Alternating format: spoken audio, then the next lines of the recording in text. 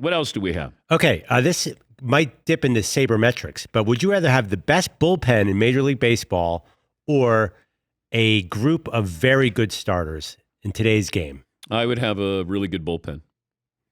Feels that way, huh? Yeah, because we're only asking starters to go 4 innings. I mean, if you go 5, it's like that's a Herculean task. Like, oh my God, he went 5 innings. Is that smart, though? Look, I've railed against analytics because I think part of what you do as a manager is a gut feeling. How many times does a manager say, you know, I just had a feeling? It wasn't about the percentages. I just had a feeling. I was sending somebody up in a situation. I was bringing somebody in it. I just thought it was their moment. I love that. But I thought that that's what baseball used to be. It was just a feeling you had sometimes. You're around these players every single day instead of, let's see, he's thrown 15 pitches. I got to get him out of there. Well, wait, he just struck out the side. Yeah, I got to get him out of there. You talk yourself into things and out of things, I think, with those numbers. And I think that's where it gets robotic. And at times you go, wait, what are you doing? And sometimes a manager will just go, hey, the numbers said, okay, the numbers. Guys like something that has a feel to it, personality to it, not a computer that's just going to spit out numbers and then somebody hands it to you and says, oh, you got to get that guy out of there. Why? Oh, you can't have him bat against him. Why? Well, the numbers say. Okay.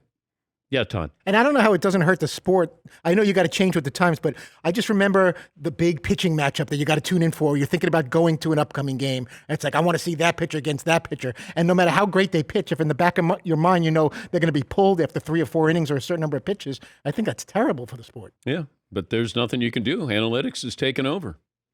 Guys like you who graduated second in their class are taking over baseball. Guys like McLovin who went to Dartmouth, they're taking over the game. Less C students are involved in the game. And I think that's the problem, back row. Yes, Tom, or yes, McLevin. I'll tell you why there's an argument to be made for analytics. Look at self-driving cars. Now, that's going to sound weird, but self-driving cars feel dangerous because, there's no driver behind the wheel. But statistically, they're 50 times safer than having some teenager texting on their phone on I-95 South going 90 miles an hour. They are actually safer by following the numbers. It's better to go by the numbers than by gut feel. Like a manager, by the way, these managers, who are these managers? Like, how do we know their gut feel isn't absolutely wrong? There's nothing accurate about gut feel. Okay, but it feels like, has it made it more appealing, aesthetically appealing? Oh, absolutely not. Okay, that's the point I'm trying to make, right. Is analytics, because of that, it's made it robotic.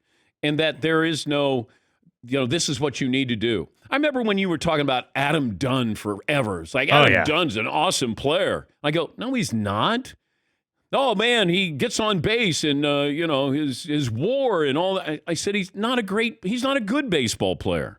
He's a baseball player. Well, our upcoming guest, Big Papi, the reason the Red Sox got him, they saw that he had a huge on-base percentage and a bad average and said, like, wait a second, there's something there that we're not seeing.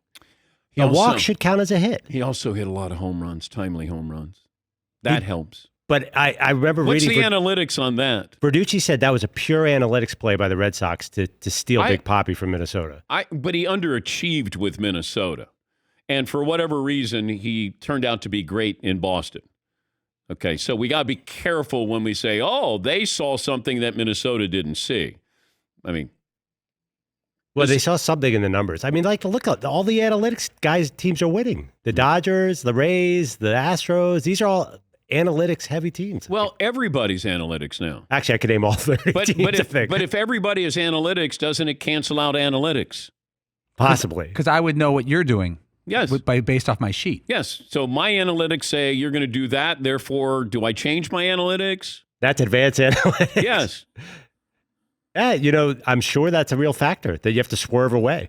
Yes, But a lot of times they show a real inability to adjust, even knowing what's about to happen. Like in baseball, everybody knows certain players are going to be played with a shift, and they leave one whole side of the field open. All you have to do is poke it the other way, and you'll get a triple. I know. And batters still can't do that. Yeah, I can't figure that out. Like, what's the analytics of putting the ball in play the other way? How about a bunt? Maybe just hit the ball to the left side of the infield where there is nobody. But the analytics say, nope, you got to swing away. That doesn't make any sense. Yeah. It feels like football is still gut feeling, where analytics haven't taken over. We did a thing years ago in overtime. Analytics say you should kick the ball off because the other team, it's unlikely they're going to go 75 yards for a touchdown. The odds are against it. But everyone takes the ball on a kickoff. Yeah. They always do in overtime.